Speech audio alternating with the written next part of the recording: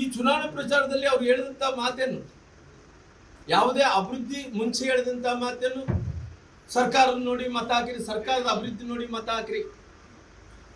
ಎರಡನೇ ಮಾತೇನು, ಗ್ಯಾರಂಟಿಗಳು ನೋಡಿ ಮತ ಹಾಕಿರಿ.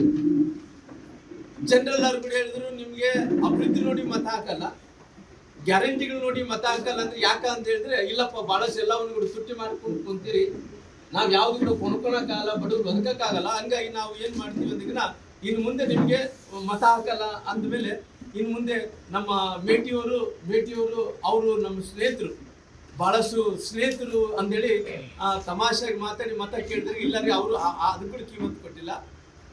ಆಮೇಲೆ ಏನಾಯ್ತು, ಆಮೇಲೆ ಜಾತಿ ನೋಡಿ ನಮಗೆ ಮತ ಕೊಡ್ರಿ ಅಂತೇಳಿ ಇವತ್ತು ಹೊಸ ರಾಗವನ್ನು ಪ್ರಾರಂಭ ಮಾಡಂತ ಕೆಲಸ ಮಾಡಿ, ಇವೆಲ್ಲ ವಿಚಾರದ ಜೊತೆಲಿ ಮೋದಿಯವ್ರನ್ನ ಒಂದು ಕಡೆ ಬೈಯೋದು ಕೆಲಸ ಮಾಡಿದ್ರೆ, ಒಂದು ತಗಲೋದು ಕೂಡ ಕೆಲಸವನ್ನು ಮಾಡ್ಕೊಂತ ಈ 12 ದಿನಗಳ ಕಾಲ ಸಮಯವನ್ನು ಕಳೆದು ಬಿಟ್ಟಾರ.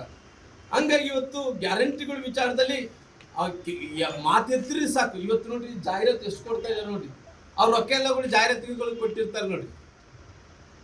ಅಂದ್ರೆ ಬಾಗಲಕೋಟಲ್ಲಿ ಇಲ್ಲಿ ಗ್ಯಾರಂಟಿ ಅಂದ್ರೆ ಇಲ್ಲಿ ಬಾಗಲಕೋಟೆ ತಾಲೂಕಲ್ಲಿ ಹಾಕ್ಯಾರ್ರಿ ಇದು ಗೃಹಲಕ್ಷ್ಮಿ ಅಂತದ್ದು, ಅಲ್ಲಿ ದಾವಣಗೆರೆ ದಕ್ಷಿಣದಲ್ಲಿ ಹಾಕ್ಯಾರ, ಅದು ಬಿಟ್ಟು ಏನಿಲ್ಲ.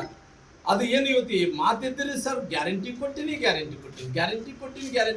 ಯಾಕೆ ಅಭಿವೃದ್ಧಿ ಕೆಲಸಗಳಾಗಿಲ್ಲ, ಯಾಕೆ ರಸ್ತೆಗಳು ಆಗಲಿಲ್ಲ, ಯಾಕೆ ಹೊಸ ಬಸ್ಸುಗಳು ಖರೀದಿ ಮಾಡಲಿಲ್ಲ, ಯಾಕೆ ನೀನು ಇವತ್ತು ಎಲ್ಲವನ್ನು ಕೂಡ ದಿನಸುಗಳು ತುಟ್ಟಿ ಮಾಡಿಕೊಂಡು ಕೂತ್ರೆ ಗ್ಯಾರಂಟಿ ಕೊಟ್ಟಿನಿ, ಯಾವುದನ್ನ ಕೇಳಪ್ಪ ಗ್ಯಾರಂಟಿ ಕೊಟ್ಟಿನಿ, ಅದಕ್ಕೋಸ್ಕರ ಹಿಂಗಾಗ್ಯದ ಅನ್ನಂಥದ್ದು ಹೇಳ್ಕೊಂತ ಆಗಲಿ. ಇವತ್ತು ಪ್ರತಿಯೊಂದು ಗ್ಯಾರಂಟಿ ಮೇಲೆನೆ ಇವತ್ತು 2.5 ವರ್ಷಗಳು ಕಳೆದು ಬಿಟ್ರು.